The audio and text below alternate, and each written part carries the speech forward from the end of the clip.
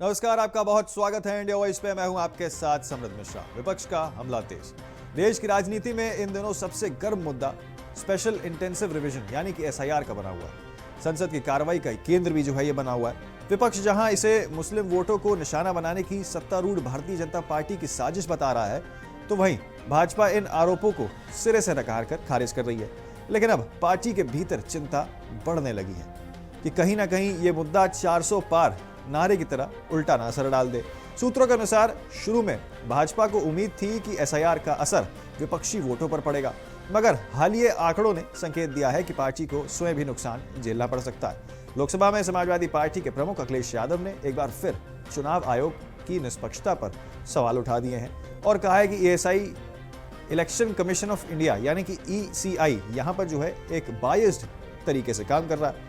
उन्होंने कांग्रेस की उन मांगों का समर्थन किया है जिसमें मुख्य चुनाव आयुक्त सीईसी की नियुक्ति, एक उच्च स्तरीय पैनल, राज्यसभा में नेता विपक्ष और सीजीआई को भी शामिल करने की व्यवस्था का प्रस्ताव बताया जा रहा है। कांग्रेस सांसद मनीष तिवारी ने सदन में चुनाव सुधारों पर चर्चा की शुरुआत की थी।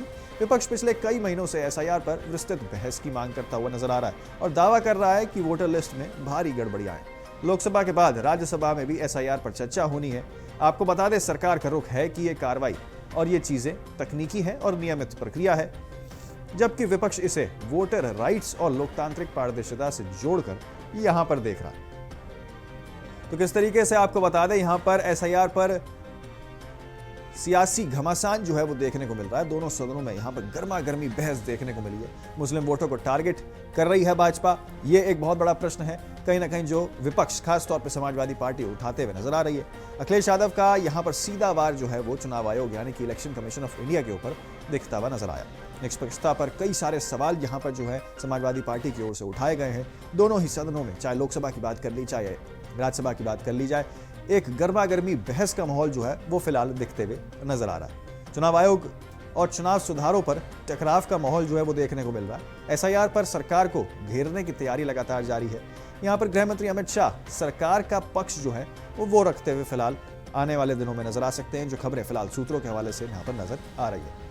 एसआईआर तकनीकी प्रक्रिया है और एक नियमित प्रक्रिया है, ये बात लगातार बीजेपी यहां पर कहते हुए नजर आ रही है। और इसी के साथ आपको बता दें कि राजनीतिक रंग देने का यहां पर विपक्ष पर आरोप भी बीजेपी की ओर से लगाया गया।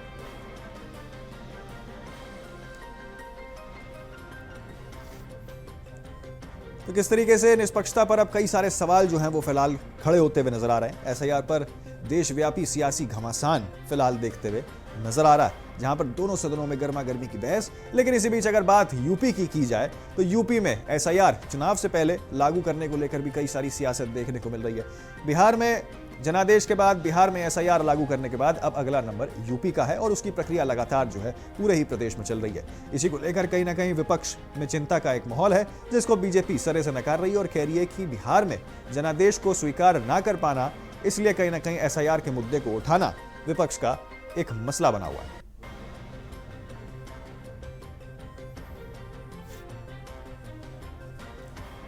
तो राजनीतिक रंग देने का आरोप यहां पर जो है विपक्ष के ऊपर लगातार भारतीय जनता पार्टी लगा रही है।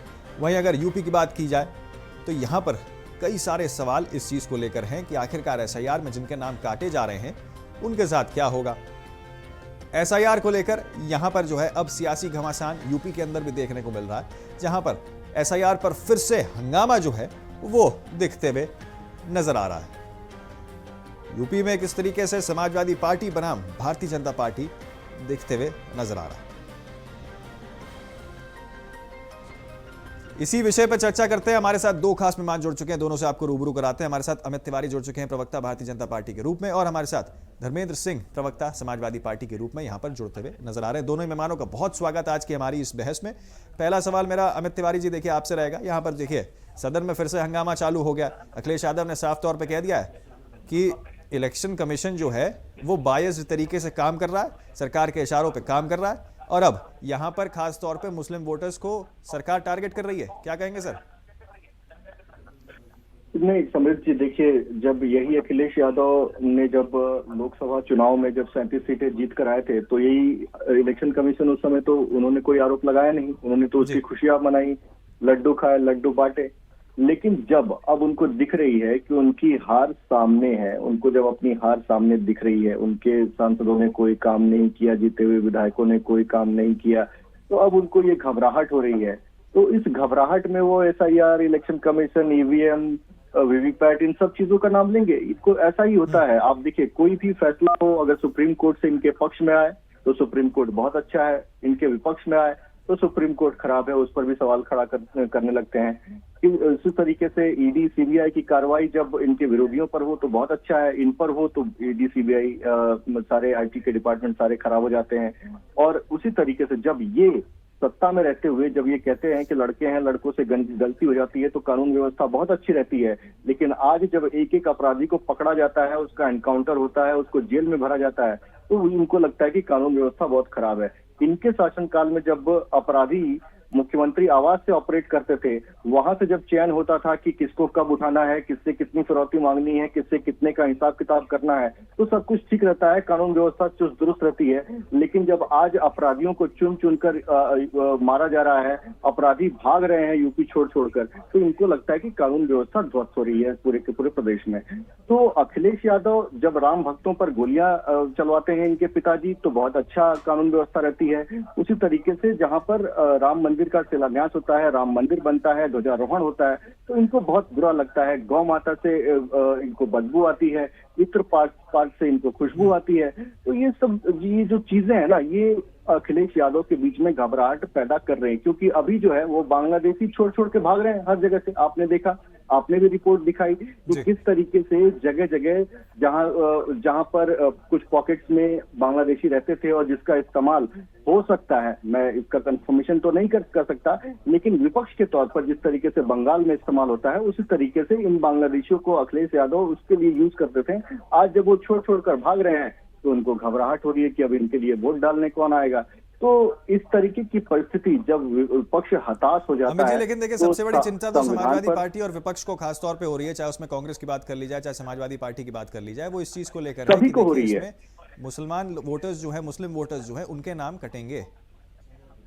नहीं, ऐसा कहना ही कोई औचित मेरा आवाज इको होने लग गया है। प्रद्युमन जी, थोड़ा सा दिखवा लीजिएगा। आपको मेरी आवाज आ रही है सर आपको? हाँ, आवाज आ रही है, लेकिन इको हो रहा है। तो देखिए, कुछ तकनीकी हो सकता है खामियां हो, लेकिन आप अपनी बात रखिए प्लीज। जी, मैं ये कह रहा था कि जिस तरीके से SIR की प्रक्रिया शुरू हुई, हमारे सामने बिहार एक एग्जाम्पल है। बिहार में सुप्रीम कोर्ट की निगरानी में, सुप्रीम कोर्ट के दिशा निर्देश में पूरा का पूरा SIR की प्रक्रिया संपन्न हुई, और सुप्रीम कोर्ट ने उस समय ये कहा था कि अगर एक भी गड़बड़ी पाई गई तो ये इस पूरे प्रक्रिया को वो खारिज कर देंगे और नए तरीके से होगा। पर सुप्रीम कोर्ट में जब फाइनली ये हियरिंग हुई, सुप्रीम कोर्ट ने इसमें कोई गलती नहीं पाई और उसी प्रक्रिया को वापस यूपी में, बंगाल में, तमिलनाडु में, अन्य जगहों पर दोहराया जा रहा है, जो 12 जगहों पर अभी SIR की प्रक्रिया चल रही है। अब जो ये कहा जा रहा है कि इसमें सिर्फ एक मुसलमान पंथ के लोगों को ही टारगेट किया जा रहा है, तो आप बताइए, 65 लाख लोग जो बिहार में हैं, क्या उसमें सिर्फ मुसलमान थे? क्या उस लिस्ट में सिर्फ मुसलमान थे? और अगर जो ये बिहार का ही अगर मसला उठा रहे हैं, उसी को उदाहरण बना रहे हैं, तो कम से कम बिहार से ही 65 लोगों को लाकर दिखा दिया जाए। जिन लोगों को इन्होंने मंच पर उठाया, मंच से उतरते ही उन लोगों ने कह दिया कि हमें स्क्रिप्ट दिया गया था, हमें झूठ बोलने के लिए पैसे दिए गए थे, राहुल गांधी ने बरगला के ले गए थे, राहुल गांधी के कार्यकर्ता हमें बरगला कर ले गए थे। तो इस तरीके का जब प्रलोभन आप देकर झूठ एक गढ़ने का काम करते हैं, तो झूठ बहुत दिन तक चल नहीं पाता है, बहुत देर तक आपको सत्ता के शिखर तक नहीं टिका पाता है। तो जब झूठ धराशायी होता है, उसके साथ ही आप भी धराशायी होते हैं और आप भी जमीन पर आते हैं। ठीक है धर्मेंद्र जी, इनकी बात का आप जवाब दीजिएगा, जो भी इन्होंने कई सारे आरोप आपके ऊपर लगाए, लेकिन उससे पहले हम अपने दर्शकों को एक बार वो बाइट सुना देते हैं कि आखिरकार अखिलेश यादव ने क्या कुछ कहा है संसद में। कि जो समय समय पर पैसा आ जाता है अकाउंट में, ये लोकतंत्र को सबसे ज्यादा कमजोर कर रहा है। 10,000 बिहार में बांट दिए। अभी सुना है कि बहुत सारी महिलाओं ने कई जिलों में आंदोलन किया है, वो 10,000 के वादे से मुकर रहे हैं लोग। और मुझे याद है कि जिस समय उत्तर प्रदेश में मैं फ्री मोबाइल देने जा रहा था, कैबिनेट से मैंने पॉलिसी पास की थी, लेकिन यही बीजेपी के लोग चिल्ला चिल्ला करके उसको कह रहे थे कि चुनाव को इन्फ्लुएंस करने के लिए ये पॉलिसी लेकर के आए हैं, ये बांटने जा रहे हैं, और उसको रोक लगवाने का काम इलेक्शन कमीशन से किसी ने किया था तो वो भारतीय जनता पार्टी थी। तो एक तरफ तो अपना पैसा दे रहे हैं आप, दूसरी तरफ कोई जनता के लिए अगर कोई पॉलिसी लेकर के आ रहा है उसको रोकना चाहते हैं। मीडिया का जो रोल है चुनाव में, कुछ बात हम लोगों को समझ में नहीं आती।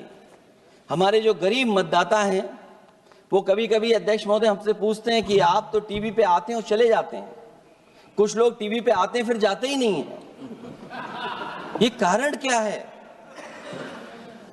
अगर इलेक्शन के समय पर हम पॉलिटिकल पार्टीज को स्पेस अगर बराबर नहीं मिलेगा तो शायद चुनाव निष्पक्ष नहीं होंगे। इसलिए अध्यक्ष महोदय आपके माध्यम से मेरा सुझाव ये भी है कि चाहे वो प्राइवेट हो चाहे सरकारी हो, मीडिया में बराबर का कहीं ना कहीं हम लोगों को भी स्पेस मिलना चाहिए।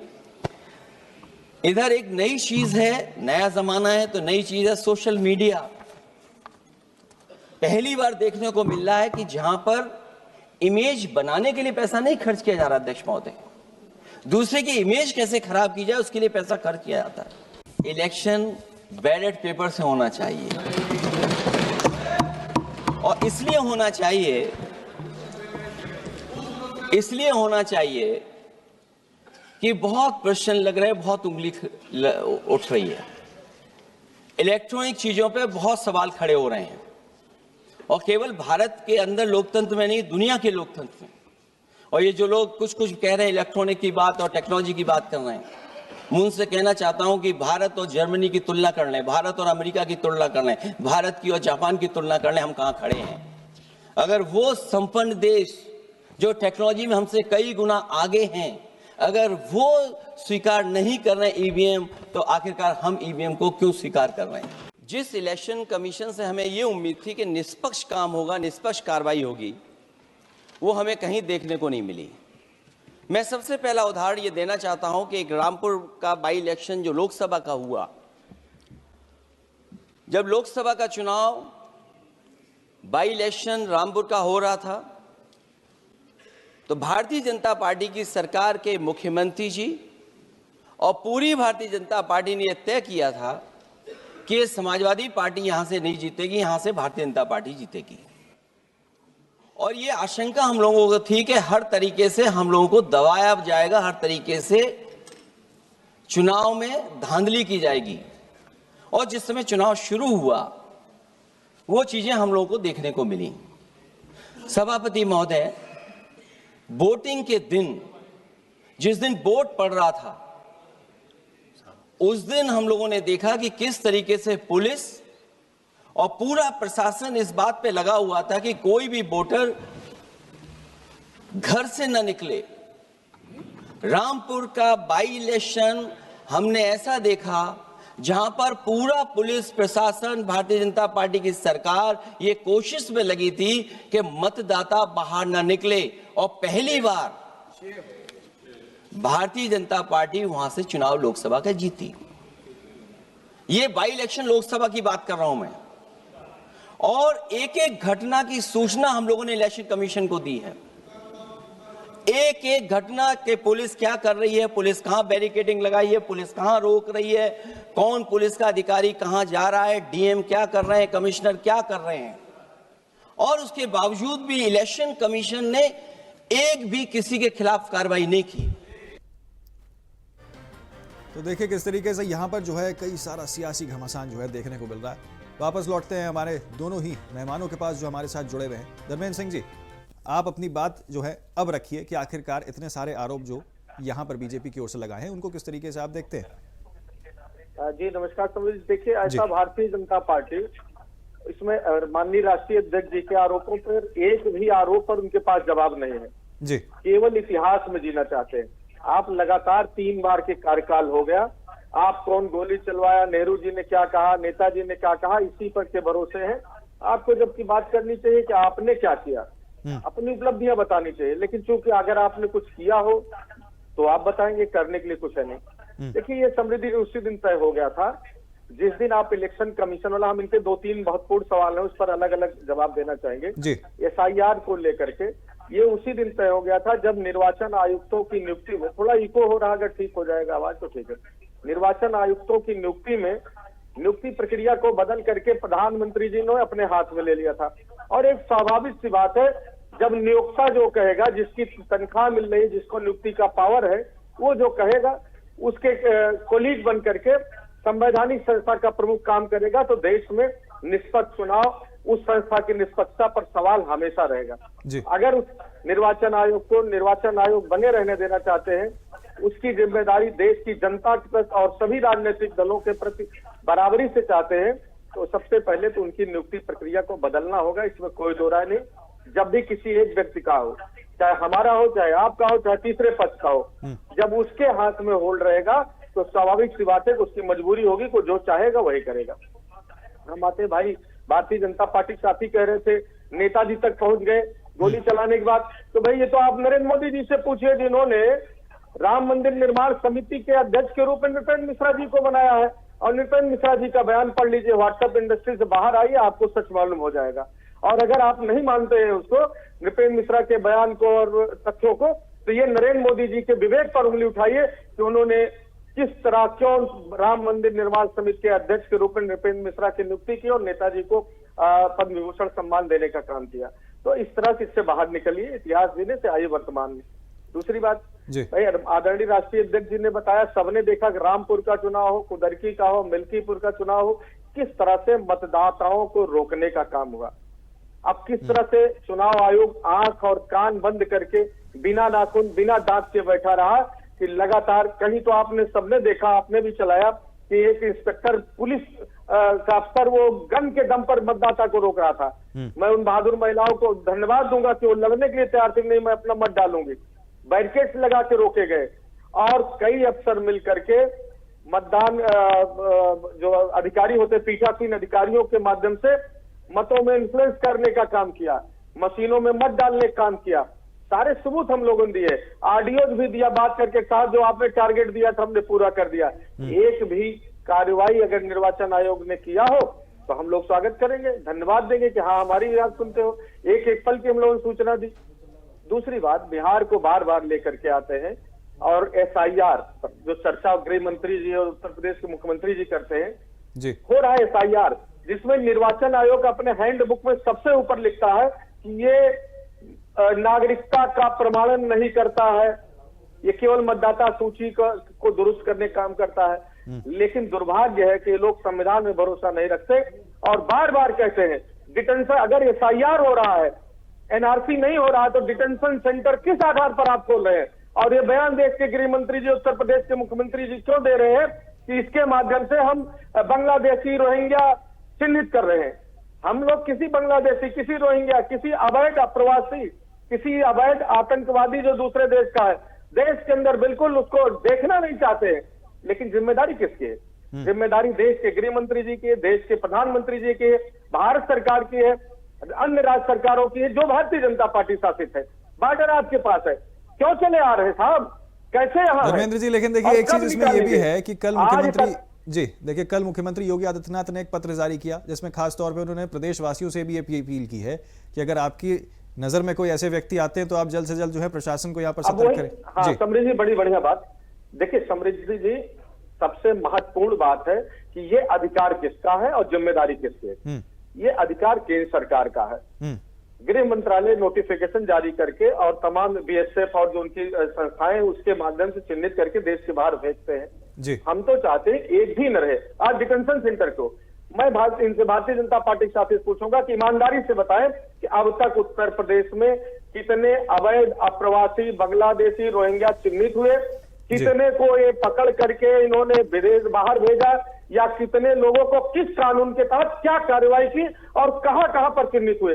आप इनसे हमारी बात समाप्त हो जाएगी तो पूछ लीजिएगा इस स्पेसिफिक स्थल कितने लोगों को और उन पर किस कानून के तहत क्या कार्रवाई हुई। बड़ी विनम्रता पूछता हूं, ये कर दीजिएगा। ठीक है। सच ये है कि इनकी नीयत ही नहीं है, ये केवल मुद्दे बनाना चाहते हैं और मुख्य बुनियादी सवालों से ध्यान भटकाना चाहते हैं। अगर इनकी नीयत सही होती, लगातार देश की और राज्य की इनके पास सरकारें हैं, तो अब तक एक भी विदेशी नागरिक देश की धरती पर अवैध गतिविधियों में लिप्त रहने वाला, अवैध तरीके से निवास करने वाला रह न गया होता।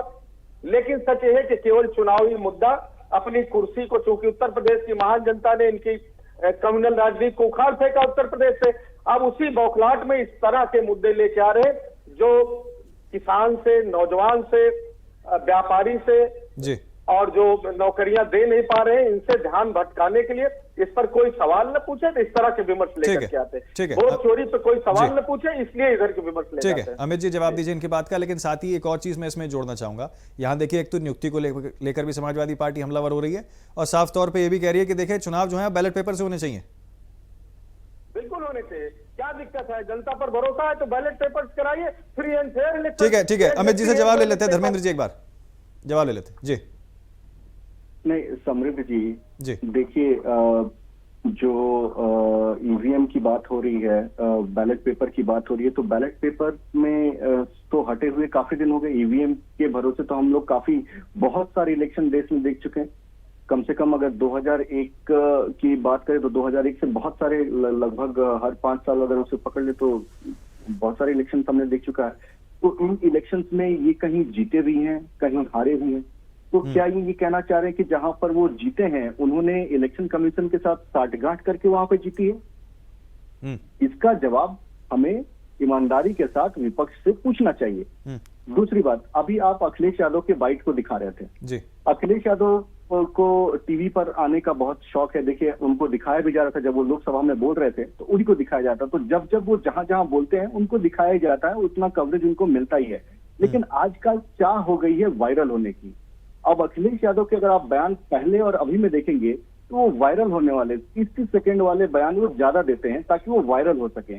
तो ये वायरल होने की जो बीमारी है ना समृद्ध जी, ये बहुत गलत बीमारी है, क्योंकि आप डिटेल्स में नहीं जाते हैं, आप किसी भी टॉपिक के में आप नहीं पहुंचते हैं। सिर्फ वायरल होने के लिए एक लच्छेदार एक 30 सेकंड का बयान बना दिया और उसको वायरल कर दिया।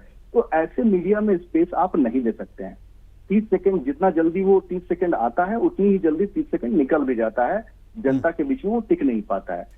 तीसरी बात, उन्होंने कहा कि मीडिया हमें दिखाता नहीं है। अरे भैया, आप जहां जहां बोलते हैं मीडिया आपको कवर करता ही है। राहुल गांधी अभी मलेशिया के लंकावी में थे, वो उनको दिखाया ही गया। थाईलैंड जाते हैं, वहां पे दिखाया जाता है कि थाईलैंड गए हैं। यूके में जाते हैं, कैम्ब्रिज यूनिवर्सिटी में, वहां पे उनको दिखाया जाता है कि यूके में जाते हैं। कंबोडिया में अभी जाकर उन्होंने मैकेनिकल इंजीनियरिंग का इतना अद्भुत उदाहरण दिया, पूरे साइंटिस्ट समाज उस चीज को सराहना कर रहा है, सबको दिखाया गया। जिस तरीके से उन्होंने मैकेनिकल इंजीनियरिंग का उदाहरण दिया, 100 kg का मेटल वाला बाइक और 3000 किलो का मेटल वाला कार, इसकी सराहना पूरे दुनिया भर में हो रही है। पूरा साइंटिस्ट समाज कर रहा है, पूरे मैकेनिकल इंजीनियर्स कर रहे हैं। तो जहां जहां वो जो बोलते हैं वो सब दिखाया जाता है। तीसरी बात, इन्होंने कहा कि किस तरीके से इकोनॉमी जर्मनी से तुलना कीजिए, अमेरिका से तुलना कीजिए।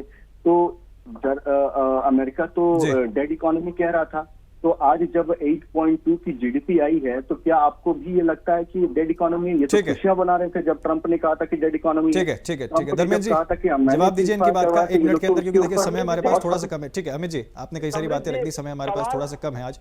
धर्मेंद्र जी जल्दी से 1 मिनट के अंदर अपनी बात। मैं इतना कहना चाहता हूँ, 10 सेकंड समृद्ध, मैं इतना कहना चाहता हूँ कि विपक्ष सिर्फ झूठ की राजनीति करना चाहता है। तो झूठ बहुत देर तक चलता नहीं है। जनता को हर एक सच पता होता है, उसको पता रहता है कि कौन झूठ बोल रहा है, कौन सच बोल रहा है। और इसी वजह से अगर 2010 के बाद कहीं भी इनकी सरकारें रिपीट नहीं हुई तो उसका एकमात्र यही कारण है क्योंकि झूठ बोलते हैं। ठीक है धर्मेंद्र जी, जवाब दीजिए इनकी बात। देखिए समृद्ध जी आपने कई सवाल आपके माध्यम से इनसे पूछा, एक भी जवाब नहीं आया, कहां से कहां घूमते रहे। हाँ, एक चीज इन्होंने किया, इस सच को स्वीकारा कि सवाल जब मीडिया हुआ तो भी तिवारी जी पक्ष रख रहे हैं। आयोग से सवाल करिए तब भी भारतीय जनता पार्टी के प्रवक्ता रखते हैं, और भारतीय जनता पार्टी सरकार करिए तो उसके प्रवक्ता आपने उनको। तो ये कुल मिलाकर के मीडिया पर भी नियंत्रण चाहते हैं, निर्वाचन आयोग पर भी चाहते हैं, और भारतीय जनता पार्टी के प्रवक्ता आई है, ये तो इन्होंने खुद सिद्ध कर दिया।